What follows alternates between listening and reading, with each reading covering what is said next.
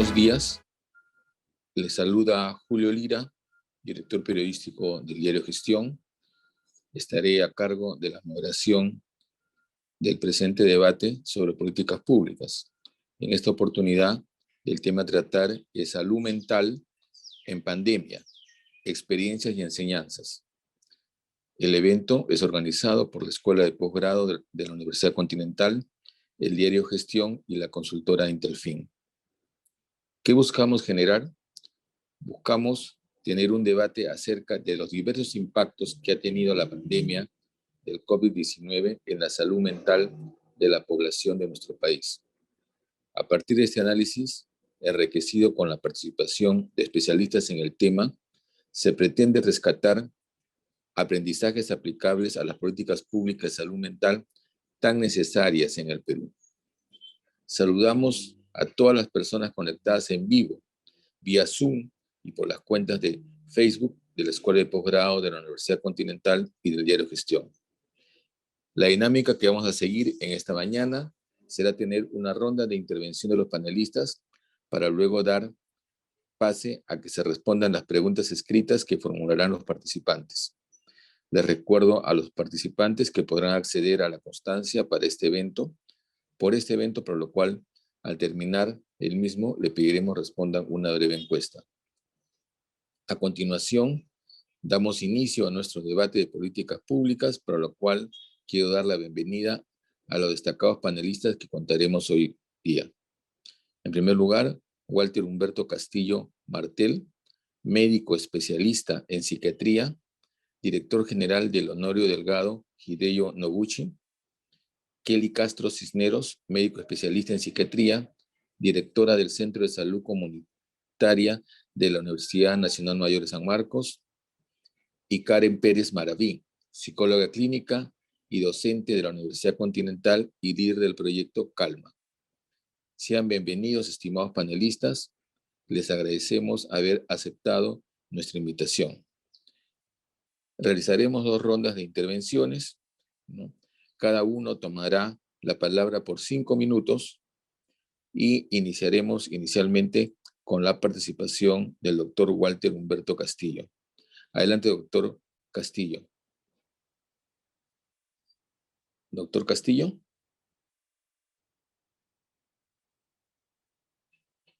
Bien, siempre hay estos temas de la conexión a internet. Vamos entonces a iniciar con Kelly Castro Cisneros, la doctora Kelly Castro Cisneros. Adelante, doctora Castro Cisneros. Buenos días, ¿se me escucha correctamente? Adelante. Sí. Muy bien. Bueno, buenos días con todos los presentes. Gracias por la invitación. Bueno, considero importante el brindar mi experiencia de repente desde la responsabilidad que tengo desde el Centro de Salud Mental Comunitario Universitario, ¿no? Este centro surge justo un poco antes de iniciada la pandemia, en octubre del 2019, gracias a un convenio entre el Ministerio de Salud y la Universidad Nacional Mayor de San Marcos. Pensando en estas necesidades y en esta alta brecha de tratamiento que existe en nuestro país, y también a considerar dentro de la comunidad universitaria con las peculiaridades y características que tiene esta comunidad, ¿no? Y más aún porque acá es donde desarrollan pues gran parte de su día a día, y porque ahí también hay una edad bastante marcada que es entre 18 y 25 años, que es en donde habitualmente debutan muchas veces las patologías de salud mental. En cuestión al tiempo de pandemia, que fue a los pocos meses que nosotros iniciamos la labor en el centro, pues tuvimos que adaptarnos también a nuevas modalidades de atención, ¿no? Desde lo virtual, por ejemplo. Si bien es cierto, estábamos brindando una atención presencial al 100%, tuvimos que iniciar una atención mixta. Y bueno, fue ahí en donde aprovechamos nosotros en hacer unas primeras encuestas a los estudiantes en estos primeros meses de pandemia para también poder evaluar nuestra atención y a su vez poder saber qué cosa era lo que estaban experimentando y poder brindar la atención debida y enfocarnos en sus necesidades, ¿no? Sin duda, la pandemia ha traído consigo un impacto más allá de la salud física y de sus secuelas, ¿no? Ya ahora se sabe bien que este impacto va también en la salud mental. Hay factores que están en el contexto de la pandemia, desde los cambios en nuestras rutinas, en nuestros hábitos, en la adaptación a lo académico, en el caso de los universitarios, ante la incertidumbre de repente de poder continuar o no sus clases, en la población general el desempleo y asociado de repente a la informalidad, y de esta manera se ha ido haciendo muy visible otra problemática psicosocial que también tenemos que abordarlo desde la salud mental, ¿no? En el caso propiamente de nuestra experiencia, pues vimos muchas situaciones también ahí en la universidad de enfermedad, de duelo, de preocupación por el contagio de los familiares, mucha incertidumbre en cuestión a cómo iban a poder continuar los cursos, el ciclo académico. Hubo mucha ansiedad en relación a esta falta de privacidad y a la falta de recursos para poder continuar los ciclos académicos. Había también un grupo muy importante, aproximadamente un 30% de con los que nosotros estábamos conversando, que pues habían venido de otros lugares, ¿no? Su lugar de origen no es Lima, ¿no? Venían de provincias y se quedaron pues acá en Lima viviendo solos en esta primera etapa de pandemia que fue tan dura y que fue tan abrupta, a los cuales también teníamos nosotros que brindar este soporte.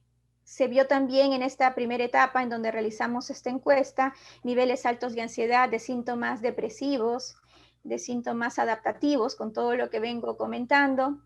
Y también pues se hizo mucho más visible esta necesidad de acompañamiento en cuestión a la regulación emocional de muchos usuarios que ya venían presentando también algunos problemas anteriormente, y que la situación de la pandemia pues no solamente crea algún síntoma, crea o hace visible algún problema tanto de salud mental como psicosocial, sino también exacerba, ¿no?, algunas situaciones con las que ya veníamos de repente trabajando en varios de ellos.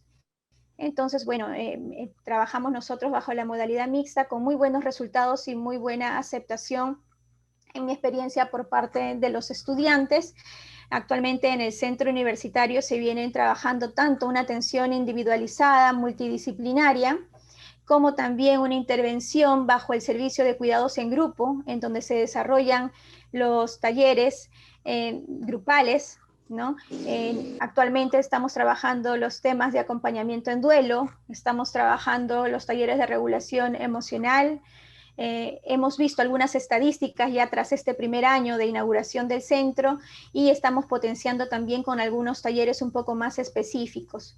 Por otro lado, no solamente es el trabajo, ¿no?, a nivel individual, asistencial, ya propiamente de la persona o del grupo de personas con unas necesidades específicas, sino también el objetivo principal del trabajo de un centro de salud mental comunitario es poder trabajar en red, ¿no? Está demostrado que este trabajo en red de salud integral tiene mucho más impacto en la población y también en la población universitaria, por supuesto, ¿no?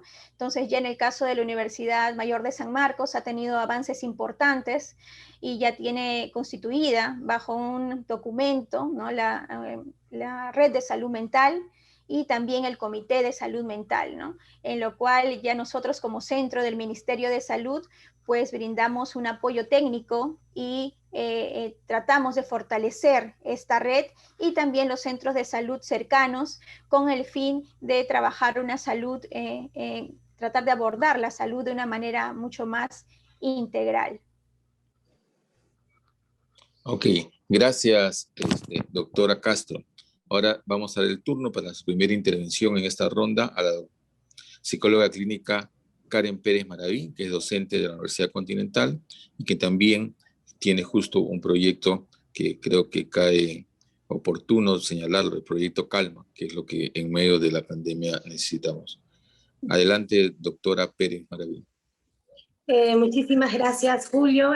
Primero, saludar a todos muy cordialmente y agradecer a la Escuela de Posgrado de la Universidad Continental, al Diario de Gestión, por esta iniciativa que es tan importante, encontrar espacios como este para promover y dar a conocer todas aquellas estrategias y la importancia que tiene la salud mental en todas las personas.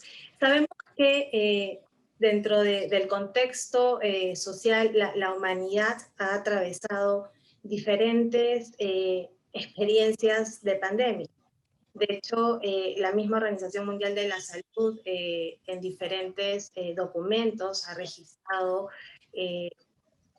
este tipo de experiencias, ¿no? Una de ellas, por ejemplo, ha sido la epidemia con el brote de ébola que surgió en Guinea en marzo del 2014, ¿no? Y que causó esta epidemia más de 27.000 casos, más de 11.000 muertes en el África Occidental específicamente.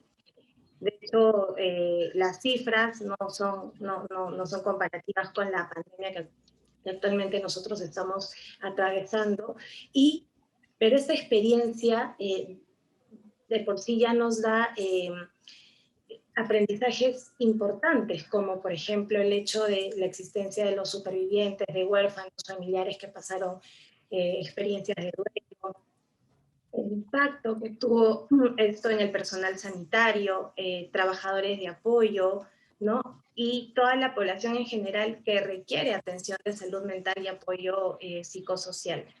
De hecho, sabemos que la posibilidad de un desastre microbiano es totalmente real en el mundo actual. No somos ajenos, lo estamos viviendo ya desde el año pasado con este brote del COVID-19, ¿no? Dado que mientras la población, ¿no?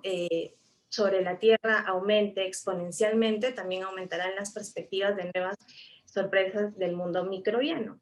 De hecho, sabemos que los nuevos virus se propagan rápidamente porque nadie pues tiene una inmunidad significativa contra las diferentes nuevas cepas que pueden ir apareciendo en el mundo. De hecho, entendemos por referencia de la OPS y la OMS que las epidemias nos llevan a ser entendidas como emergencias sanitarias de gran impacto, ¿no? Y que estas definitivamente pueden causar cantidades significativas de enfermedades, de muertos, el incremento al temor al contagio agrava de hecho la situación ya existente.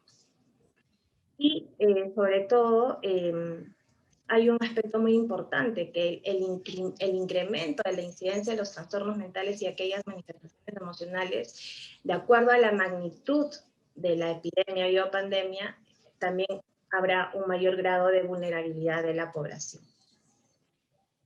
Habitualmente, y eso es algo que ha ocurrido en nuestro país, los preparativos para una epidemia han enfatizado en el desarrollo de planes nacionales, vigilancia epidemiológica, requerimiento de vacunas, medicamentos, mejoramiento de cobertura de vacunación, mientras el gran ausente en toda esa planificación han sido los aspectos psicosociales y de salud mental. Que si bien es cierto, ya se han ido desarrollando algunas acciones concretas, pero ha sido pues meses posteriores, ¿no? Nosotros como profesionales de la salud mental somos conscientes de la importancia que este tiene en el desarrollo, en el bienestar de la persona, y consideramos que la atención psicosocial y de salud mental en situaciones de epidemias requieren una atención muy importante, ¿no? Y sobre todo en un escenario de emergencia sanitaria como la que estamos viviendo hoy en día, que es de gran impacto. Los estudios que se han ido realizando en los últimos meses, las publicaciones, así como las experiencias que estamos teniendo, nos están poniendo en evidencia el incremento de esta incidencia de trastornos mentales y manifestaciones emocionales que está viviendo la población.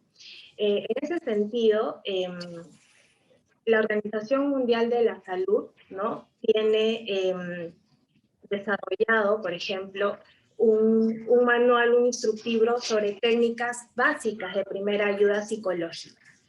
Es a raíz de este documento que nosotros, la carrera de psicología de la Universidad Continental, a partir de esta guía publicada por la Organización Mundial de la Salud de primeros auxilios psicológicos, desarrollamos, ¿no? Este proyecto Calma, primeros auxilios psicológicos en línea, para atender no solamente a nuestra comunidad universitaria, sino también a la población en general. De hecho, la primera ayuda psicológica que se brinda en espacios como los primeros auxilios psicológicos ha sido recomendada por diferentes grupos de expertos, ¿no? Desde el Comité Interinstitucional Permanente sobre Salud Mental y Apoyo Psicosocial en Emergencias Humanitarias y Catástrofes, el Proyecto Esfera, entre otros. Es así que estos espacios nos permiten desarrollar, por ejemplo, metodologías ágiles, sencillas, concretas, para brindar este soporte emocional, esta primera ayuda psicológica a la población en situaciones como esta. Y es así que surge 15 días después de iniciada esta emergencia sanitaria en nuestro país, el proyecto Calma, ¿no? Que es un programa de responsabilidad social que brinda la carrera de psicología de la Universidad Continental con un enfoque de ayuda humanitaria en tiempos de pandemia, brindando esta atención con el objetivo de dar un soporte emocional, atender las diversidades de manifestaciones psicológicas que se vienen presentando producto de esta emergencia sanitaria. En el segundo momento daré detalles más específicos de cómo funciona este proyecto y aquellos resultados que hemos ido obteniendo hasta el momento. Muchas gracias, doctora Pérez Maraví. Y ahora damos la bienvenida al doctor Walter Humberto Castillo Martel. Él es médico especialista en psiquiatría, quien también nos dará sus primeras reflexiones acerca de la situación de salud mental durante la pandemia. Adelante, doctor Castillo. Bien, muy buenos días y muchas gracias por la invitación. Contento de estar participando con ustedes en estas reflexiones y de haber escuchado ya a Kelly y Karen sobre sus reflexiones, cómo están analizando el tema de la salud mental en el contexto de la pandemia. Y sí, de hecho, yo también considero y todos nos vamos dando cuenta de que esta situación de pandemia, al cambiar la vida de las personas, se convierte en una fuente importante de estrés, una nueva situación a la que las personas debemos adaptarnos.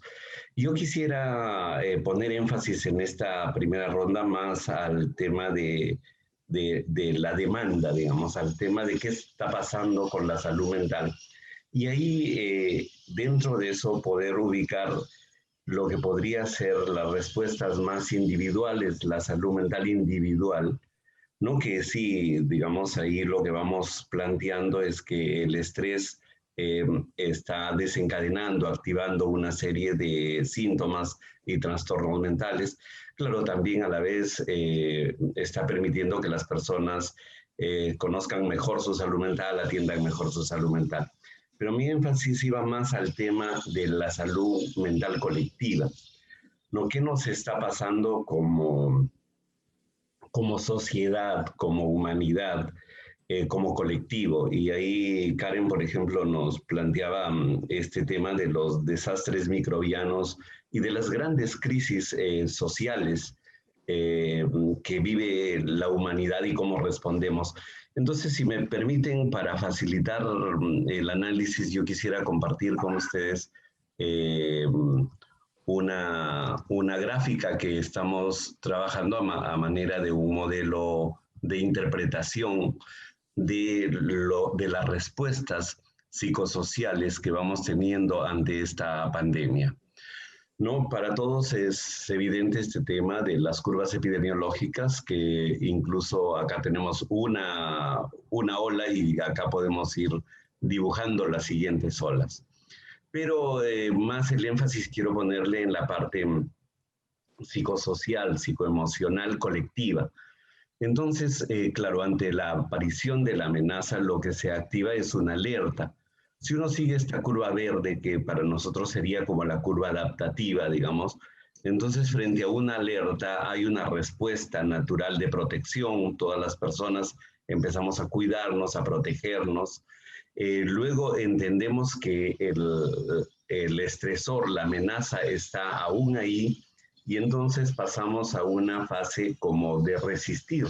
Y es la fase en la que hemos estado resistiendo principalmente las medidas de confinamiento, ¿no? Pero luego de esta fase de resistencia, ya lo que nos va a permitir resistir en muchos casos es, digamos, la esperanza, la confianza en que vamos a salir de esto. Y de hecho, cuando empiezan a bajar las curvas o las crisis, cuando seguimos un modelo adaptativo, viene una fase de recuperación. Entonces las personas empiezan a desplegar toda incluso esa iniciativa que tenían antes, porque mientras estaban resistiendo, estaban construyendo imaginariamente un futuro. Y lo que se ha visto en grandes crisis adaptativas es que las personas luego terminan entrando incluso a una fase de desarrollo y que permite que se logre un mayor nivel que el originario. Podría ser algunos ejemplos de los países europeos luego de la Segunda Guerra Mundial, que terminan entonces en un nivel de desarrollo mayor del que empezaron.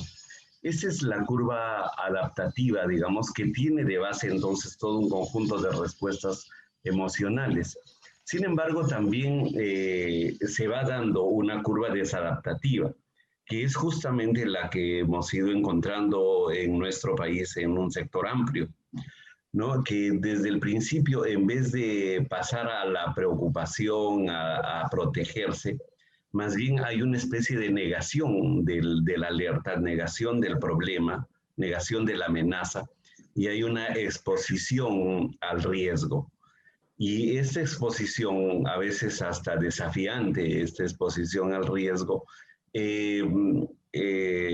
luego se va convirtiendo ya en un asunto más bien de un miedo, pero de un miedo que no se expresa directamente en el miedo, sino que más bien termina activando cóleras, activando frustraciones, activando una carga emocional fuerte, acumulada históricamente, ¿no? Que tiene que ver con el tema de las culpas, de culpabilizar al otro, la discriminación, el rechazo. Y eso es lo que empezamos a observar en algún momento incluso del primer confinamiento, ¿no? Cuando las personas ya empiezan a culparse y atacarse unas a otras, a discriminarse. Esto lo veíamos incluso en el ámbito más grande social, no como en el ámbito microsocial. Hasta y al interior de las familias empiezan a discriminarse y a rechazarse, ¿no? Esta rebeldía autodestructiva, sacar todas estas emociones contenidas, van llevando a una situación de descuido generalizado, de no cumplimiento de las responsabilidades, ¿no?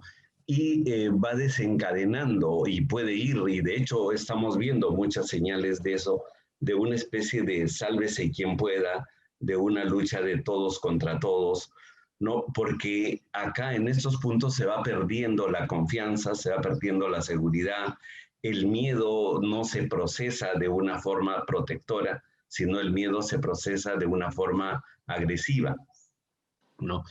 Y se va perdiendo la confianza, la luz al final del túnel, no se va perdiendo este sentimiento, esta visión de que podríamos llegar a un nivel de desarrollo mayor. Por ejemplo, uno podría tener la idea que luego de una crisis nuestro sistema sanitario va a mejorar, nuestro sistema social va a mejorar, pero cuando se empieza a ver que no, entonces todas estas cosas van empujando la curva adaptativa a la desadaptativa, digamos. Y el riesgo sí es de una cultura y una vivencia de naufragio, de sálvese quien pueda. Obviamente estas respuestas están condicionadas por varias cosas, pero solamente para mencionar dos grandes variables que mueven la curva hacia lo adaptativo o hacia lo desadaptativo. La que mueve la curva hacia lo desadaptativo principalmente es la inequidad, ¿no? Y la fragmentación. Y eso creo que tenemos nuestra sociedad viene históricamente de una gran inequidad que no lo hemos podido superar, sino por el contrario, ha ido incrementando la inequidad. y también de una fragmentación, o sea, tenemos una cultura ya más o menos de cada uno baila con su pañuelo, una cultura individualista, que es un caldo de cultivo tremendo para desviar la curva de lo adaptativo a lo desadaptativo. Y por otro lado, los elementos de liderazgo y de solidaridad, que también se van dando, pero son como insuficientes, que son los que tendrían que mover la curva hacia arriba, ¿no? Entonces, yo creo que sí, de hecho estamos en una situación en términos psicosociales complicada, ¿no? Si no logramos remontar esta curva desadaptativa, el precio que pagaremos en términos sociales va siendo fuerte. Y creo que esto es una invitación también a que podamos responder a la salud mental colectiva, porque estamos sí poniéndole un cierto énfasis a la salud mental individual. Esto no se va a tratar ni con fármacos, ni con psicólogos, ni con psiquiatras. Esto se va a manejar con gestión, con acciones sociales, tanto del Estado como de la sociedad en general. Entonces, en esta primera parte yo quería transmitirles un poco esta reflexión para el lado más psicosocial de la salud mental. Muchas gracias. Gracias por su primera intervención, doctor Walter Castillo. Regresamos ahora a esta segunda ronda con la doctora Kelly Castro Cisneros. Doctora Castro, usted habló en su primera intervención sobre su experiencia que ha tenido, ¿no? en el caso dentro de la Universidad de San Marcos, y mencionaba que incluso se realizó una encuesta, ¿no? Para ver todo este tema de los cambios y las adaptaciones que han tenido, por ejemplo, los estudiantes, ¿no? El tratamiento de los duelos, la ansiedad, etcétera, ¿no? ¿Cómo se puede enfrentar o cómo se puede tener políticas que hagan posible una regulación emocional, en este caso de los jóvenes, los estudiantes, ¿no? Adelante, doctora Castro. Sí, bueno, sin duda hay que tomar en cuenta, ¿no? Todo lo que bien está comentando el doctor Castillo, que tenemos que tener una forma mucho más macro de poder ver y asumir también esta situación como país. Sin embargo, cuando hablamos propiamente ya de los jóvenes, también hay que evaluar las realidades, el contexto, ¿no? También adaptarnos a cada situación distinta. Por eso es importante también saber que cada actuación que nosotros tenemos, ya desde la parte práctica, saber que tenemos que medir qué tanto impacto ha tenido, ¿no? Nos hemos acostumbrado a veces a trabajar temas desde, si no trabajamos lo individual, a veces trabajamos con grupos, pero trabajamos bajo talleres, trabajamos bajo cosas que a veces se nos van ocurriendo en base a nuestras experiencias, a las terapias que nosotros pues hemos llevado, etcétera, como profesionales. Sin embargo, es muy importante, y más aún en esta etapa en donde no tenemos estos antecedentes propiamente de qué cosa es lo que funciona, poder empezar a medir el impacto de lo que vamos trabajando, ¿no? Y actualmente estamos en ese proceso, en cómo medir realmente que lo que vamos trabajando tiene impacto. Y eso no va a salir nada más desde la actuación de un centro de salud mental comunitario, ¿no? En primer lugar, tenemos que aprender a trabajar como una red de salud, en este caso universitaria, lo cual también aún se está en proceso. Si bien es cierto, esta red ha dado pasos importantes, tenemos que saber que este es un trabajo, un camino largo, ¿no? El poder articularnos, en este caso, con las diferentes instancias de las universidades, con los profesionales que trabajan en cada facultad, con quienes ya han estado viendo la salud mental antes de la llegada, en este caso, de un centro de salud mental comunitario del ministerio, ¿no? Ya hay antecedentes del trabajo en salud mental, y ni siquiera solamente por algún profesional, por algún psiquiatra que pudo estar en la clínica universitaria, o por algún psicólogo que pudo prestar alguna atención asistencial, ¿no? Sino los trabajadores sociales, los mismos alumnos, las mismas asociaciones estudiantiles, Entonces viene por todo un camino de un empoderamiento universitario, ¿no? Y a su vez de poder trabajar el estigma, que es la base en realidad de lo que viene luego para poder trabajar la salud mental, en donde todavía estamos en unos primeros pasos, no solamente como centro universitario, sino en general, y que pues poder trabajar bajo programas que se puedan trabajar en red, es decir, desde la parte promocional preventiva, articulados con las diferentes instancias de la red, trabajar con todos los actores sociales, con todos los líderes universitarios, es decir, la intención en este caso de ver un programa, una política o la atención, por ejemplo, para afrontar alguno de estos problemas, como puede ser el duelo, la deserción en los cursos o la ansiedad en los estudiantes, ¿no? Tiene que poder trabajarse bajo un mayor impacto bajo una premisa de una articulación de trabajo en red, ¿no? Es decir, fomentar y potenciar la red de salud mental universitaria que ya existe es nuestro objetivo principal para que cualquier programa o que podamos establecer pueda tener un mayor impacto, y creo yo que ese debe ser uno de nuestros objetivos principales, que en el caso de San Marcos ya se están dando algunos primeros pasos, ¿no? La idea de este enfoque comunitario es que no solamente sea una atención más accesible, más asequible, más cercana, ¿no? Con estos enfoques de territorio, un enfoque territorial, de género, etcétera, sino también poder trabajar y empoderar a la población, ¿no? en la comunidad. Y para eso necesitamos el apoyo de todas las instancias universitarias. Ahí quisiera decir una pregunta. Usted habló que en la etapa prepandemia había algunas experiencias y ha hablado de esta red de salud. Ya hay otras universidades en las cuales también se está replicando esta experiencia. ¿Qué tanto se ha avanzado en esta red de salud que usted menciona? Así es. Si bien es cierto, San Marcos es la primera universidad que cuenta con un centro de salud mental comunitario universitario.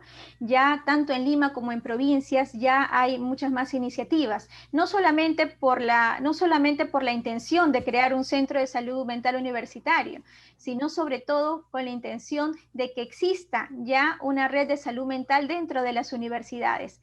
Todo esto también está estipulado en estas normativas de Minedu, en estos lineamientos para el cuidado de la salud integral, ¿no? De la salud mental de los universitarios.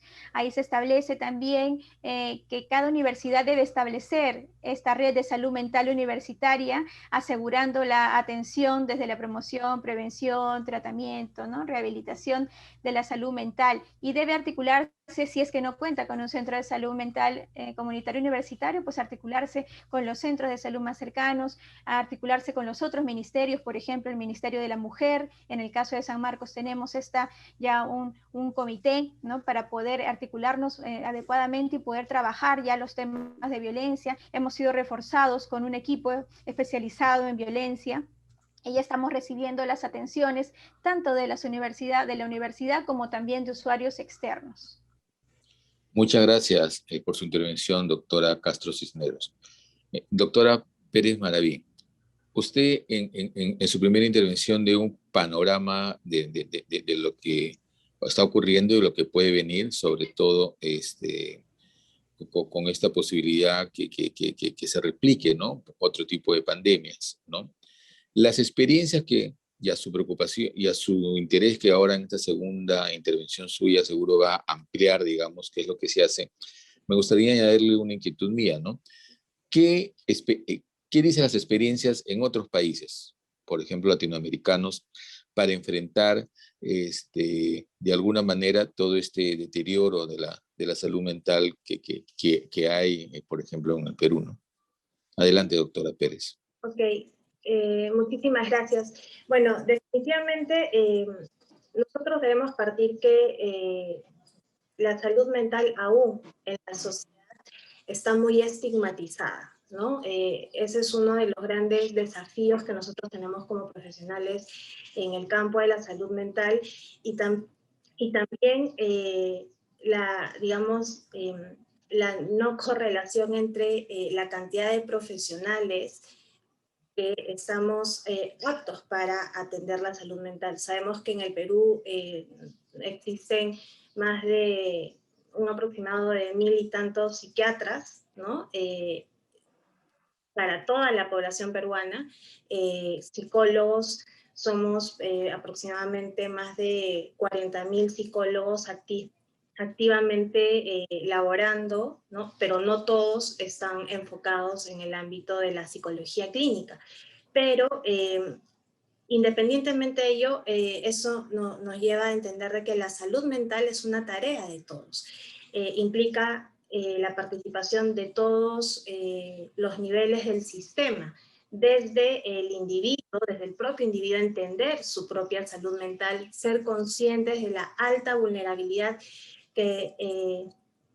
a la que está expuesta. Actualmente todos hemos sido, sin excepción, nuestra salud mental está vulnerable. Entonces, necesitamos diseñar programas, diseñar espacios, diseñar diversas estrategias de atención que puedan cubrir y atender estas necesidades, ¿no? Y es así que nosotros, por la formación, por esa responsabilidad social que nosotros también tenemos como universidad, diseñamos este proyecto, Calma, Primeros Auxilios Psicológicos. Quisiera compartir para ello mi pantalla para mostrarles quizás un tanto la propuesta que nosotros tenemos, y a partir de ello comentarles esta experiencia que hemos tenido, ¿no? Sabemos que ¿qué son los primeros auxilios psicológicos o la primera ayuda psicológica? Según el proyecto Esfera y la Organización Mundial de la Salud, la primera ayuda psicológica describe una respuesta humana de apoyo a otro ser humano que está sufriendo y que puede necesitar ayuda. De hecho, en los primeros auxilios psicológicos se brinda ayuda y se realizan apoyos prácticos de manera no invasiva, se evalúan las necesidades y preocupaciones de la persona, se busca ayudar a que las personas atiendan sus propias necesidades básicas, incluso se escucha a las personas, se busca reconfortar y ayudar a sentir calma, ¿no? Acceder a información, orientar a acceder a servicios y apoyos sociales y o profesionales, ¿no? De hecho, los primeros auxilios psicológicos no pretende ser un espacio de intervención psicológica especializada, porque de hecho los primeros auxilios psicológicos no solamente es para profesionales de la salud mental, de hecho lo podemos hacer todas las personas. Si nos capacitamos, nos preparamos, todos nos podemos convertir en brigadistas de primera ayuda psicológica al interior de nuestras familias, en nuestras comunidades, en propios colegios con los mismos profesores. De hecho, nosotros desde nuestro proyecto Calma y el equipo que tenemos, conformado por estudiantes, docentes, egresados, ya han brindado en diversas oportunidades capacitaciones a otras personas y otros profesionales para que puedan tener esta posibilidad de brindar una primera ayuda psicológica. De hecho, ¿cómo es que nace Calma, ¿no? A raíz de toda esa emergencia sanitaria, del inicio del confinamiento, fuimos conscientes de la aparición, ¿no? A nivel de emociones negativas en las personas. De hecho, ya se registraban datos significativos sobre ello también, la aparición de la depresión, del estrés, del duelo, ¿no? De la pérdida de iniciativa, etc. Entonces, desarrollamos el proyecto y dado que, como todos ustedes saben, también existe hoy en día los avances de la salud mental digital. Definitivamente, toda esta revolución tecnológica nos está permitiendo a los profesionales en salud mental generar nuevas propuestas de intervención. Ya hemos pasado en nuestro caso, de una psicología tradicional a una psicología más innovadora, donde incluso con el apoyo de la telepsicología se puede brindar atenciones en línea, obviamente con todos los protocolos, los procesos que esto implica, ¿no? Y es así que Calma, también con esa base de la telepsicología, desarrollamos a través de una plataforma de manera sincrónica, hasta el momento venimos atendiendo ya a más de 2.000 usuarios de todo el Perú, con un equipo humano que a la fecha lo conforman 160 personas, entre docentes, egresados, estudiantes de los últimos ciclos de la carrera de Psicología de la Universidad Continental, quienes conforman el equipo de brigadistas de este proyecto. Para ello, nosotros diseñamos todo el proceso de atención, de ingreso, y actualmente el modelo que nosotros estamos utilizando en Calma es el modelo del ABCDE, ¿no? Donde nuestros brigadistas cumplen estas etapas de atención para poder desarrollar este modelo de primeros auxilios psicológicos, ¿no? De escucha activa, reentrenamiento de ventilación, categorización de necesidades. Luego entramos a una etapa de derivación a redes de apoyo y finalmente terminamos con la psicoeducación. De hecho, esta última etapa es la que nos permite ayudar a las personas a reconocer que en muchos, y si me atrevo a decir la mayoría de casos, requieren un apoyo mucho más especializado. Durante todo este tiempo hemos atendido población desde niños, adolescentes, adultos mayores, y la incidencia o los motivos de atención más frecuentes por los cuales han llegado a nuestro servicio han sido temas de depresión, ansiedad, estrés postraumático, duelo, violencia intrafamiliar, hasta casos con prevalencia ya de enfermedades mentales previas diagnosticadas y que se quedaron, digamos, en un vacío porque por el confinamiento no se dieron medidas claras de cómo iban a acceder a los centros de salud, cómo iban a continuar con su tratamiento, etcétera, ¿no? Entonces, ante toda esa situación es que nosotros con el equipo, ¿no? de Calma continuamos brindando este servicio que es 100% gratuito a la población para poder generar esta primera ayuda psicológica, que es una acción inicial en escenarios como en que actualmente nos encontramos. Gracias, doctora Karen.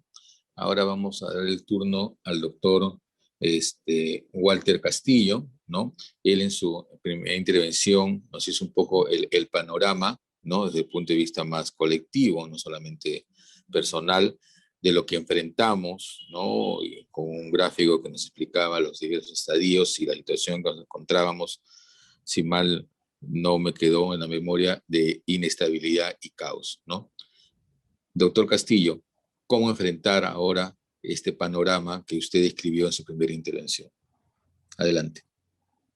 Sí, sobre las respuestas frente a esta situación de crisis, ¿no? En general y de salud mental también, creo que tenemos como también dos grandes líneas. Una es el atender y cuidar la salud mental individual, la salud de las personas. Y en esto creo que es importante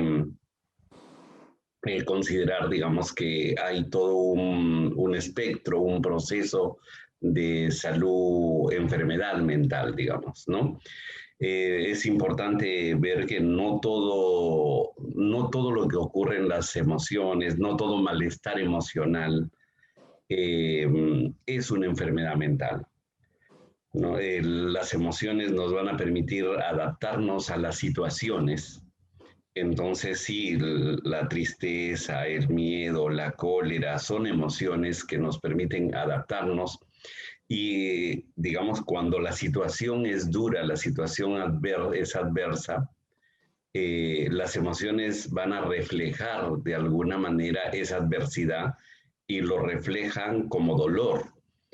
O sea, vamos a sentirnos mal, vamos a sentir dolor, frustración, angustia, ¿no? Solamente que la emoción que nos da esa señal nos lleva también a intentar algo para corregir la situación y para recuperar la situación a cómo venía discurriendo nuestra vida, o cambiar algo en nuestra vida para adaptarse a una nueva realidad. En ocasiones ese proceso se frustra, ¿no? Porque hay una vulnerabilidad en la persona. Es decir, en la mayoría de casos porque vienen de un estrés infantil, no temprano, y que ya ha habido una cierta vulnerabilidad que no ha sido corregida a lo largo de la vida. Digamos, en esta ecuación resiliencia-vulnerabilidad, en algunas personas el modo resiliente va ganando y en otros no, o sea, están quedándose siempre vulnerables, y entonces viene alguna situación como el estrés asociado a esta pandemia, y entonces quiebra la estructura emocional de las personas. Y eso requiere ya de una reparación, digamos. Y la reparación es en estos tres planos al menos. Digamos, la salud mental es una experiencia biológica también, o sea, hay un componente biológico. El cerebro es el gestor, por decirlo, el operador de las emociones, de los pensamientos. O sea, estamos como seres vivos, como seres humanos, estamos equipados de emociones. Y entonces todo equipamiento de cualquier ser vivo tiene un mecanismo, y esos mecanismos son susceptibles de estropearse, de fallar, y también, por tanto, de arreglarse algunos. Entonces hay un plano biológico, hay un plano psicológico, en el sentido de que se vive, se siente la experiencia, se puede sentir como dolor, se puede sentir también como placer, como bienestar, como comodidad, y es importante gestionar esa dimensión. Pero también es una experiencia social, o sea, la salud mental la emoción es quizás la base de la comunicación y la base de la relación social. O sea, las emociones son el principal medio, instrumento e indicador de lo que ocurre en la relación entre las personas. Entonces, por tanto, también, digamos, un sufrimiento emocional cuando una persona está deprimida, digamos, por ponerlo así. Si está deprimida, hay una falla también en su sistema de conectividad en su cerebro, que se puede de alguna manera reparar con un tratamiento farmacológico. Pero a la vez también hay una experiencia de discapacidad, de poder funcionar, de adaptarse a las oportunidades. Las oportunidades pasan por tu delante y no las ves. Pues los problemas se ven inmensos, gigantes. La gente no puede salir de eso, lo vive. Y de repente sí tiene que replantear algunas cosas, cómo actuar, cómo sentir, ¿no? Y que ahí va a jugar muy bien las psicoterapias, por ejemplo. Pero también una depresión es un mensaje a los demás, un mensaje de ya no poder, un mensaje de necesitar, un mensaje también de ir reparando deudas sociales, psicosociales, deudas de afecto, por ponerlo así. Y el entorno va a jugar un papel importante. Entonces, intervenir en todo esto, o sea, nos lleva, como lo planteaba tanto Kelly como Karen, ¿no? O sea, acciones colaborativas. O sea, la salud mental no es un tema de individualidades, es un tema colectivo, colaborativo. Entonces, por ejemplo, las redes universitarias que nos planteaba Kelly, claro que tienen mucho sentido, ¿no? De ir trabajando colaborativamente en red, estas intervenciones en primeros auxilios que nos planteaba Karen, y que comprometen no solo a los profesionales de la salud mental, sino a todos. Entonces, este tema de todos cuidando la salud mental de todos es algo fundamental. pero digamos, ¿qué está pasando? Digamos, lo que teníamos previo a la pandemia y lo que tenemos después, o con la pandemia. Lo que teníamos previo a la pandemia era escasez, lo mencionaron, por ejemplo, de repente pocos psiquiatras para atender la salud mental, pero aún si multiplicáramos por 10 el número de psiquiatras, no cambiaría gran cosa la salud mental del país. O sea, no es un tema solo de números, ¿no? Entonces, sí había un tema de escasez, de hecho hay servicios escasos, pero hay un tema de modelo, o sea, no se puede pretender atender la salud mental de un país con hospitales psiquiátricos.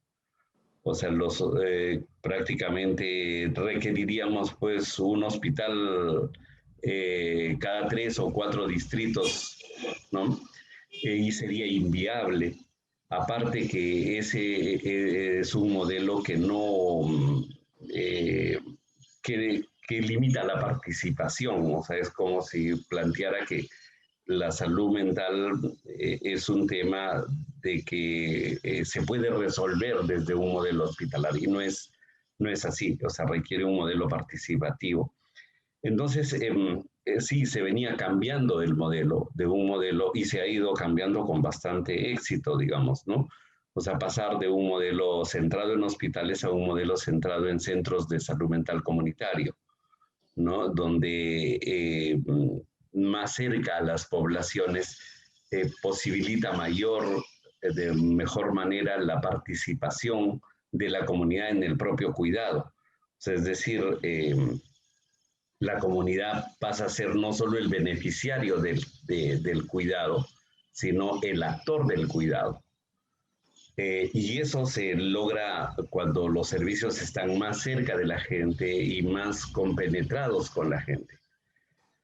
Entonces, ese sistema de salud mental comunitaria es un sistema que de hecho tiene todo el respaldo internacional, experiencias múltiples, no fundamentos teóricos, en fin. Pero, digamos, este modelo con la pandemia es golpeado de alguna manera, porque la pandemia nos golpea principalmente en la acción comunitaria. Es más, su mensaje para evitar la propagación es distanciamiento social. O sea, eso es desconexión, desvinculación. Claro, luego la gente que estamos del lado de lo psicosocial planteamos que no debería ser el término distanciamiento psicosocial o distanciamiento social, sino, o sea, tendría que ser distanciamiento físico con mayor proximidad psicosocial. O sea, es posible estar más juntos psicosocialmente con una separación, con un cierto alejamiento de nuestros cuerpos. Entonces, esto nos lleva a repensar el enfoque, ¿no? A poner más el enfoque comunitario en la dimensión de una comunidad psicosocial, de una comunidad centrada en el afecto, centrada en el reconocimiento del otro, centrada en la empatía, en el otro como tú, en el otro como uno, ¿no? Y ser una comunidad, aun cuando vivamos un poco separados, aun cuando nuestros cuerpos estén un poco separados, nuestras mentes, nuestras almas tienen que estar más juntas. Y eso creo que tenemos ahora, incluso las posibilidades tecnológicas nos permiten eso. Entonces, a partir de eso, nosotros en el Instituto Nacional de Salud Mental, ¿no?, que yo dirijo, ¿no?, y también desde el Centro de Investigación de Salud Mental de la Universidad Cayetano Heredia, estamos trabajando temas de justamente de cómo fortalecer estas proximidades, ¿no?, manteniendo el tema de las distancias físicas. Y eso, por ejemplo, nosotros estamos trabajando un tema de una mayor virtualización de la salud, de la atención de la salud mental. Ya, pero una virtualización no solo en el plano individual, que creo que sí ha habido un éxito. O sea, muchas de las terapias ahora son mucho más incluso fáciles de hacer que de la forma presencial. Por ejemplo, uno podría hacer una terapia de familia, ¿no? Y tener a una familia que por la situación social, económica, ha migrado a varios lugares, tenerla junta en un escenario terapéutico. Así también, por ejemplo, ahora nosotros hemos diseñado un sistema informático, digamos, de gestión de datos clínicos, pero que permite que en la escena terapéutica podamos tener a agentes de la comunidad, a familiares, profesores, si fuera el caso, ¿no? Que participan y que construyen el caso colectivamente. Porque lo que hay que cambiar también es este modelo en el que el médico, el psicólogo, tenemos la respuesta y la gente tiene la pregunta, los problemas y nosotros las soluciones.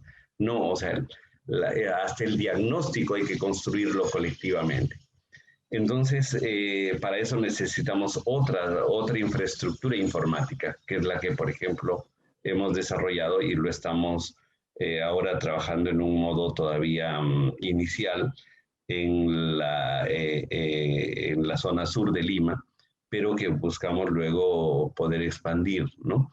Entonces, la idea es una virtualización, pero manteniendo el sentido comunitario, reforzando, fortaleciendo el sentido comunitario de la salud mental. Gracias, doctor Walter Castillo. Bueno, ahora continuamos con este debate de políticas públicas que en esta oportunidad convoca la salud mental en pandemia. Este evento es organizado por la Escuela de Posgrado de la Universidad Continental, la consultora Intelfin y el diario Gestión. Pasemos ahora a las preguntas de los que están participando en este evento, ¿no? Y les voy a hacer una pregunta que creo que los tres los pueden responder. Les voy a pedir más bien, como tengo varias preguntas, tener 3 minutos en sus respuestas para después pasar a algunas preguntas que están dirigidas a cada uno de ustedes. La primera pregunta es algo que todos los vivimos. ¿Cómo manejar el miedo al contagio? Hay momentos que muchos confunden los síntomas. Vamos a empezar con la doctora Kelly Castro. Adelante, doctora Castro.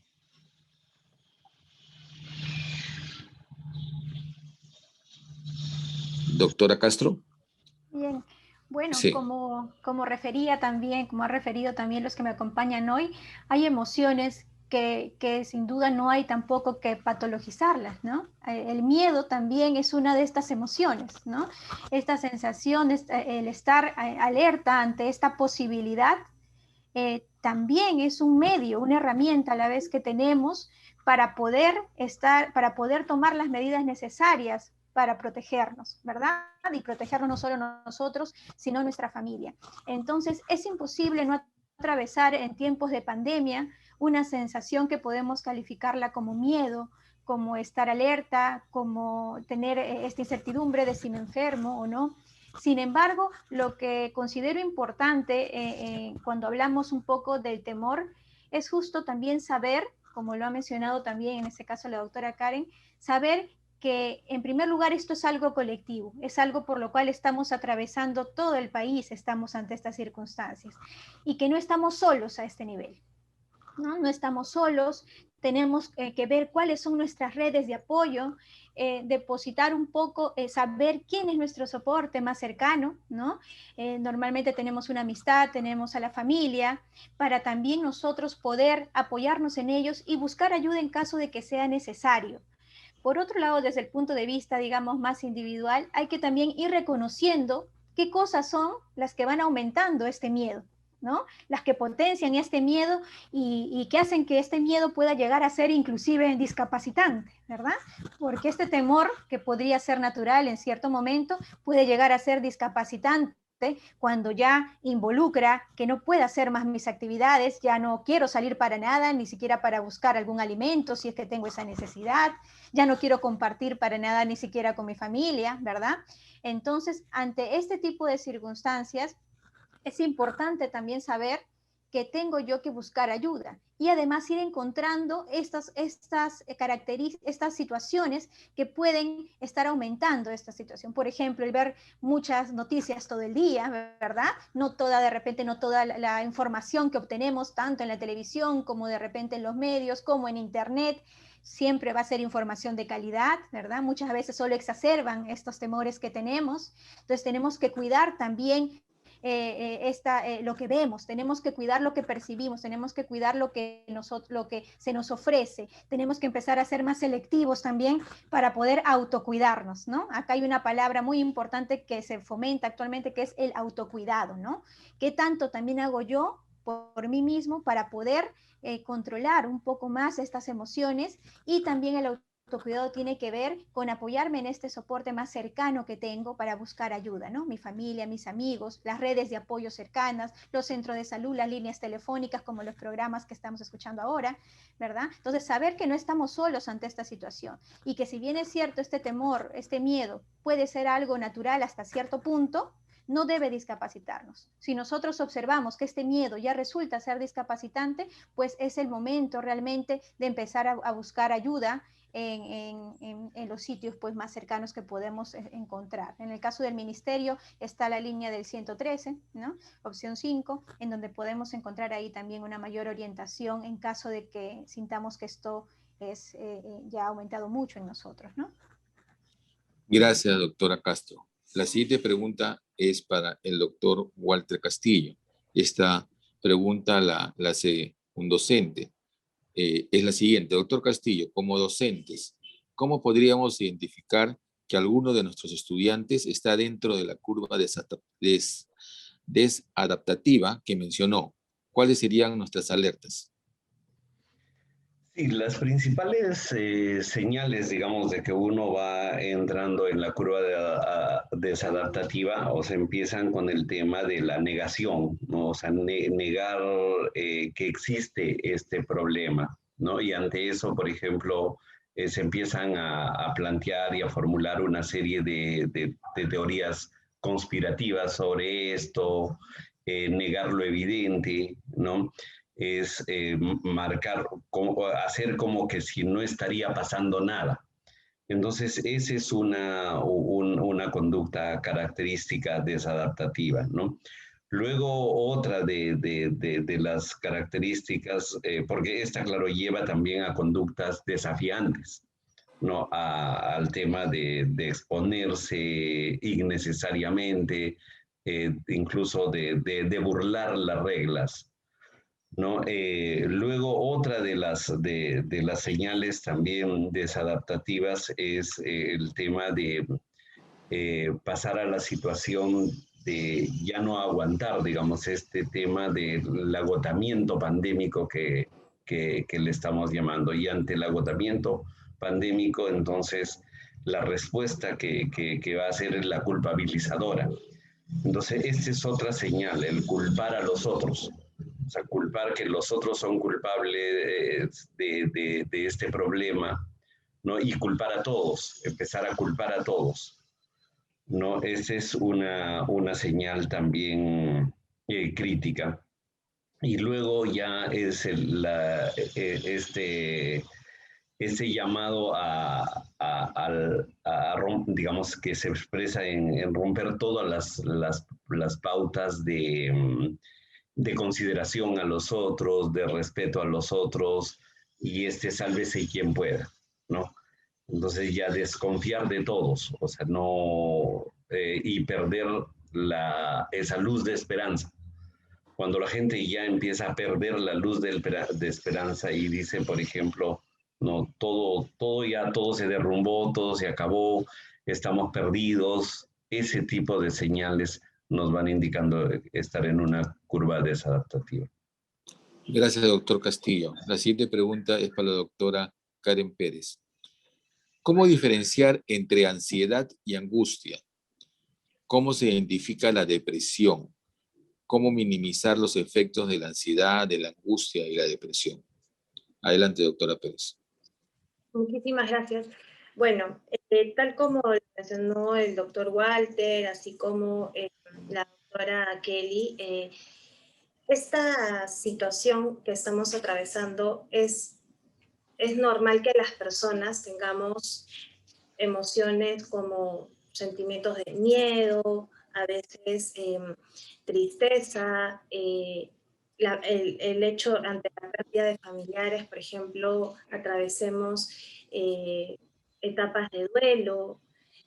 Estas reacciones son normales, son usuales en un escenario como este. Sin embargo, cuando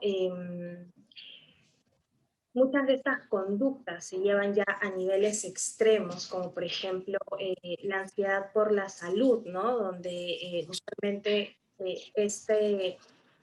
genera conductas desadaptativas en la persona, como por ejemplo el retraimiento social, el excesivo lavado de manos, la ansiedad por las compras que hemos visto, por ejemplo, en muchas personas. Son evidencias ya de conductas que se llevan a niveles extremos.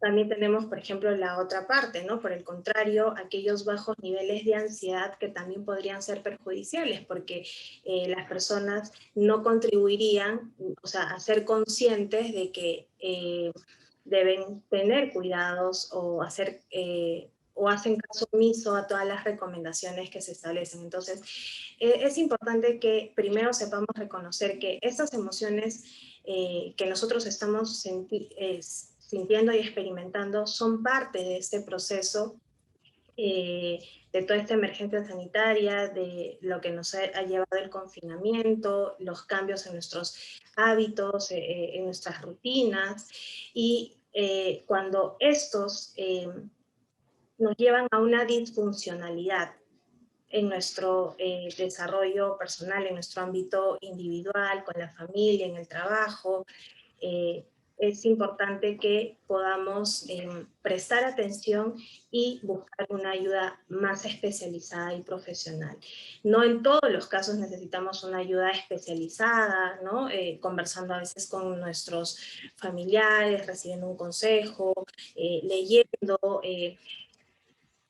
ayudando a que nuestros pensamientos, estos pensamientos negativos se conviertan en pensamientos mucho más racionales, siendo conscientes de cómo realmente están ocurriendo las cosas, nos van a ayudar mucho a reducir quizás estos niveles de ansiedad que quisieran en algún momento desbordarse. Entonces sí es importante que las personas primero seamos conscientes de que lo que estamos experimentando es normal, pero cuando eso se llevan a niveles extremos, requieren de un apoyo o de ayuda profesional ya más especializada. Gracias, doctora Pérez. La siguiente es para la doctora Castro. Usted que tiene experiencia con este centro comunitario en la Universidad de San Marcos y la idea de crear una red o ya encaminar lo que se ha avanzado, la pregunta es la siguiente: ¿cómo medir la efectividad de las intervenciones de los centros de salud mental? ¿Cómo medir el éxito de un programa? ¿Hay algún tipo de análisis costo-beneficio? Adelante, doctora Castro. Muy bien. Bueno, en realidad hay muchas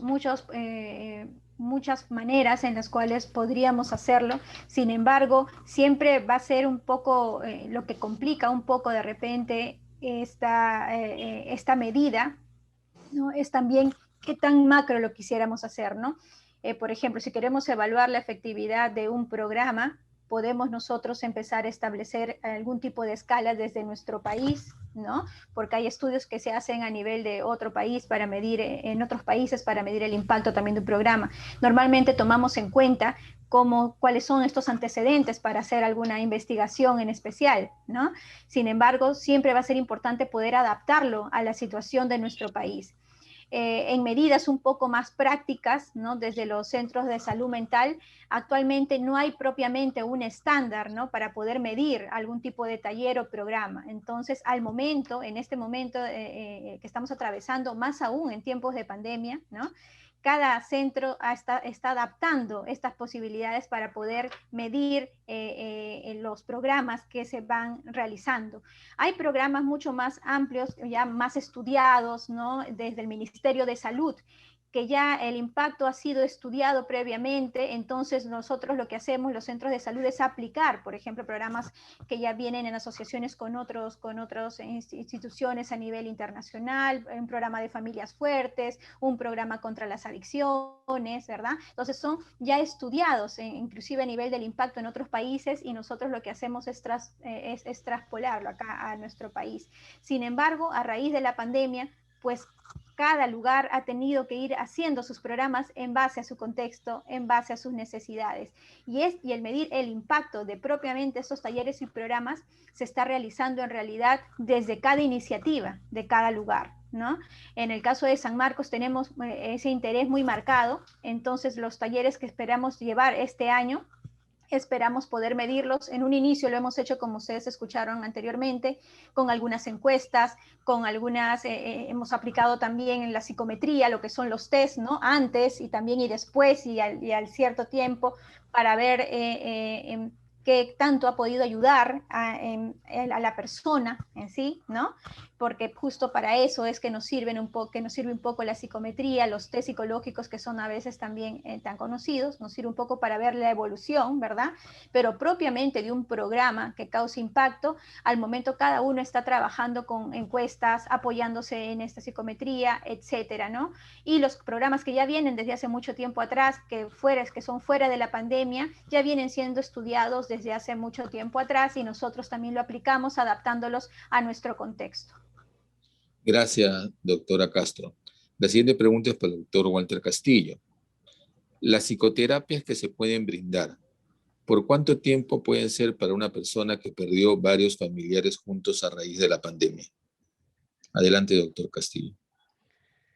Sí, tanto las psicoterapias como cualquier otra intervención en salud mental no depende mucho del factor estresor, del factor desencadenante, sino depende más bien de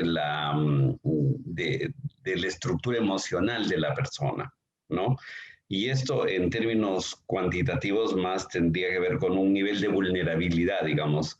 A mayor vulnerabilidad de la persona, más intervenciones recuperativas, reparadoras se requiere, ¿no? Y también del tipo de vulnerabilidad que tenga, pero en general las vulnerabilidades de las personas devienen de experiencias de abandono, de maltrato, de rechazo, ¿no? Generalmente de forma sostenida, ¿no? En el entorno familiar. Es diferente de los que, por ejemplo, sufren alguna experiencia traumática más definida y puntual, por ejemplo, una forma de abuso. Otras cosas, forma es cuando el abuso es más sistemático, más al interior de la familia, cuando para la persona, para el niño, le resultó muy difícil procesar, por ejemplo, las personas que te agreden, con las que te protegen, a veces queda muy enredado ahí y queda muy confuso. Entonces, en esos casos se van a requerir como terapias un poquito más prolongadas, y hay diferentes tipos de terapias, unas centradas más en la familia, otras centradas más en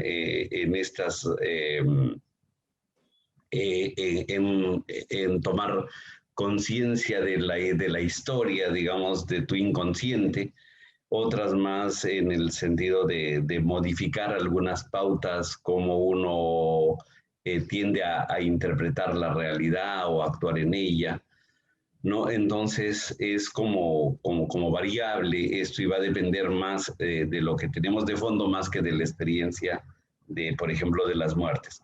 Si estas muertes se dan en una persona que tiene una cierta seguridad emocional, probablemente maneje un proceso de duelo que dure algunas semanas o generalmente semanas, ¿no? Y que logre un nivel de recuperación suficiente.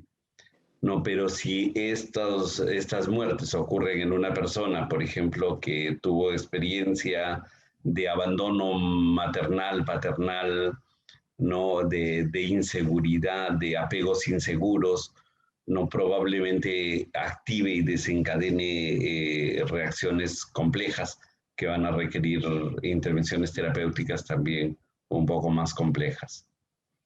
Gracias, doctor Castillo. La siguiente pregunta es para la doctora Karen Pérez Maraví.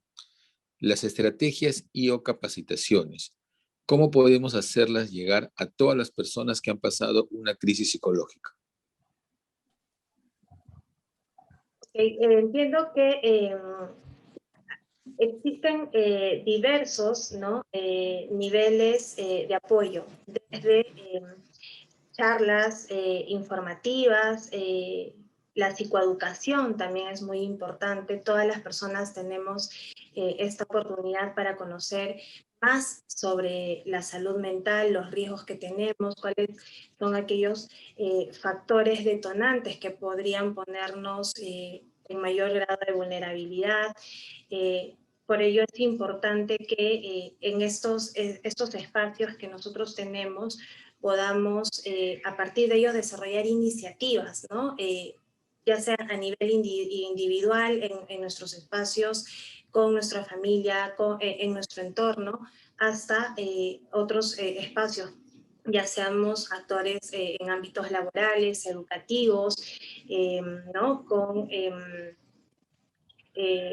estudiantes, por ejemplo, de educación básica, estudiantes universitarios, generando estrategias para que a través de espacios, ya sea charlas, capacitaciones, talleres, podamos también promover la salud mental y ayudemos a las personas, lo que mencioné hace un momento, ¿no? A tener un mayor conocimiento sobre el mismo, que las personas sean capaces de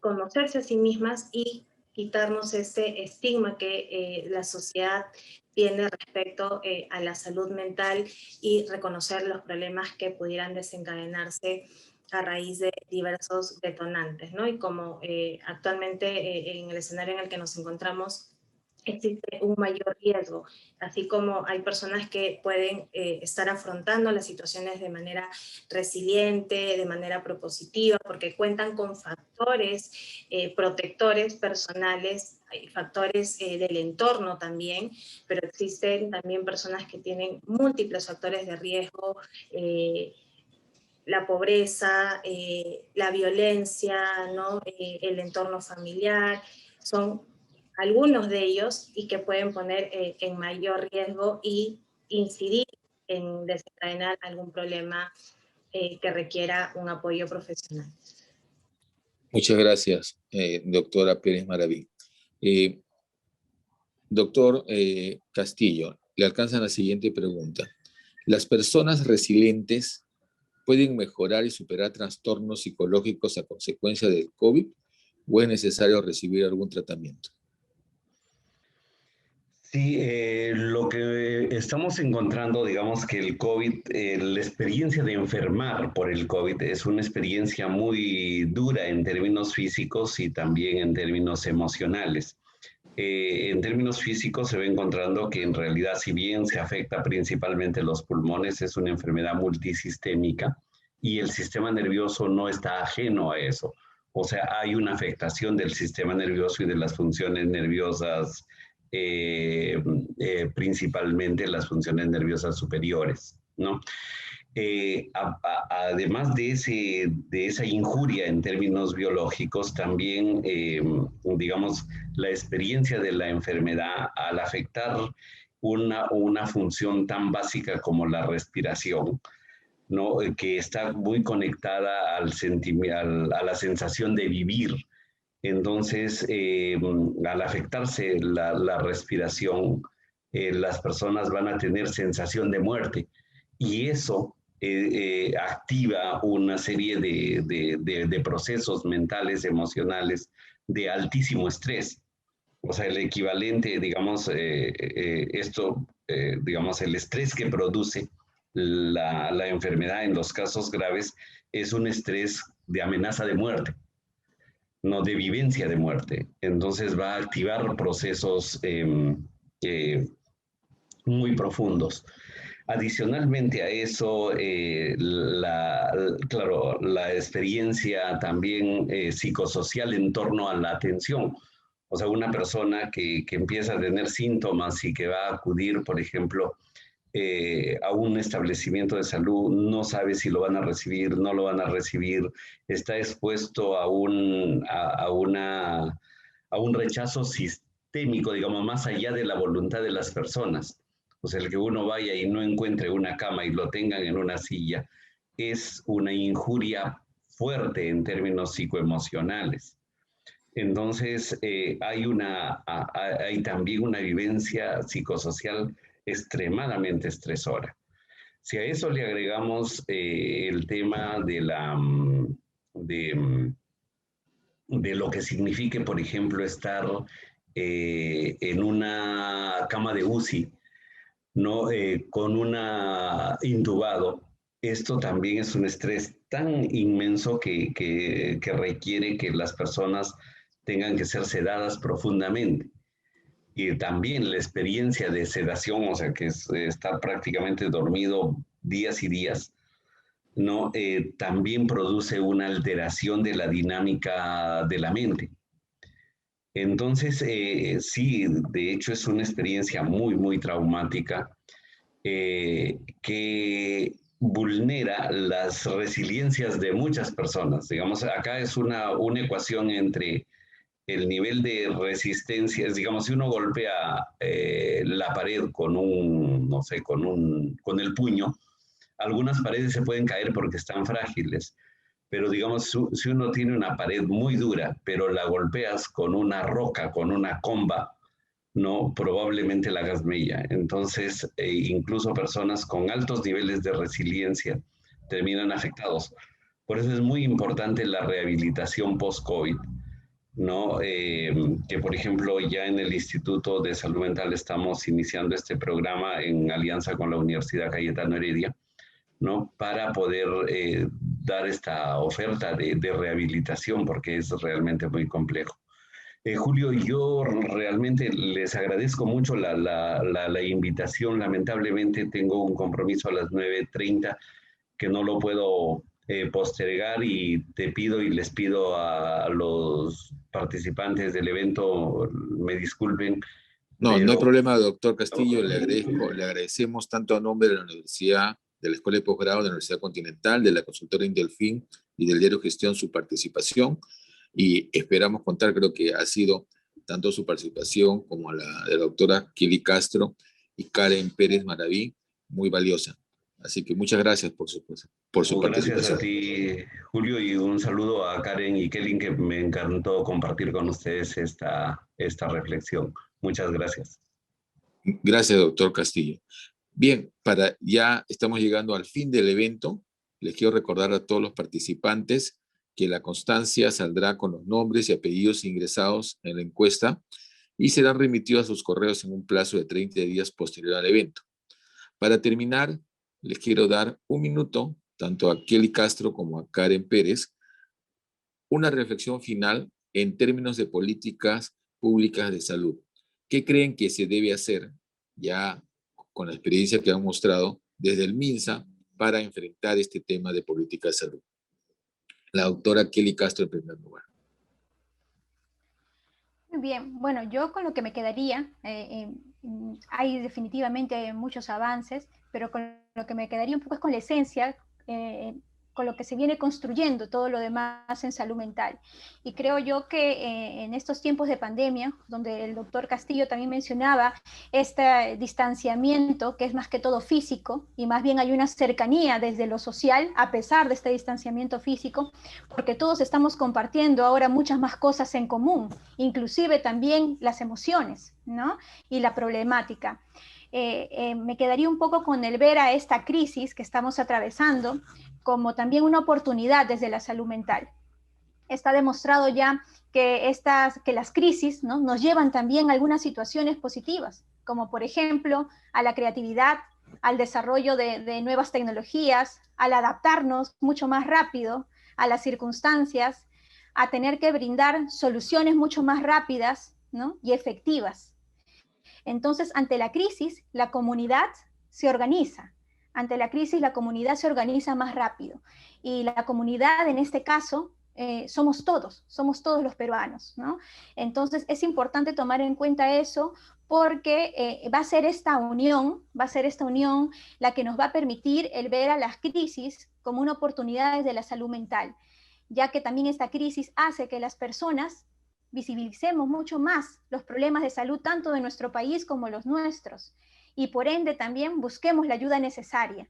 Entonces, si vemos a la crisis desde otra perspectiva, creo yo que el manejar a la crisis como una oportunidad desde las políticas también que se puedan realizar va a ser mucho más efectivo, va a ser mucho más empático, y vamos a ir desarrollando cosas que tengan un mayor impacto a beneficio de toda la población. Muchas gracias. Doctora Karen Pérez, un minuto, una reflexión final. Sí, entender que la salud mental no busca, ¿no? Generar este bienestar integral en la persona, que la ausencia de esta definitivamente nos lleva pues a tener muchas veces conductas desadaptativas, situaciones que nos ponen o nos exponen a momentos de riesgo. Por eso es importante que la sociedad en todos sus niveles, ¿no?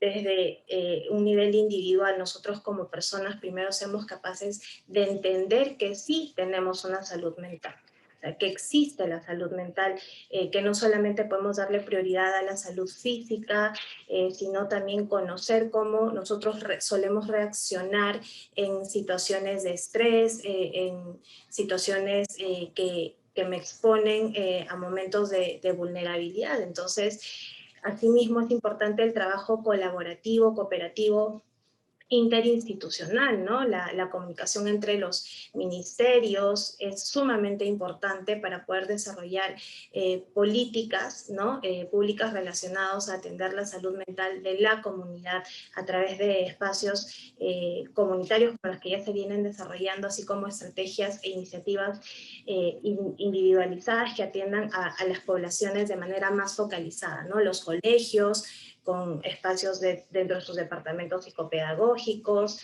las empresas, tener espacios en sus áreas de recursos humanos para atender a sus trabajadores, por ejemplo, ¿no? Y en las universidades, ¿no? Generando estos centros universitarios de salud mental, porque todos somos poblaciones, somos una población altamente vulnerable y que necesitamos dar una atención prioritaria a la salud mental, y más aún en tiempos de pandemia como las que estamos viviendo. Muchas gracias. Agradecemos a nuestros panelistas, también a todos los que se han conectado en este Zoom y a través de las redes sociales por su participación. De parte de la Escuela de Posgrado de la Universidad Continental, del Diario Gestión y la consultora Intelfin, les agradecemos su participación. Muchas gracias. Muy buenos días.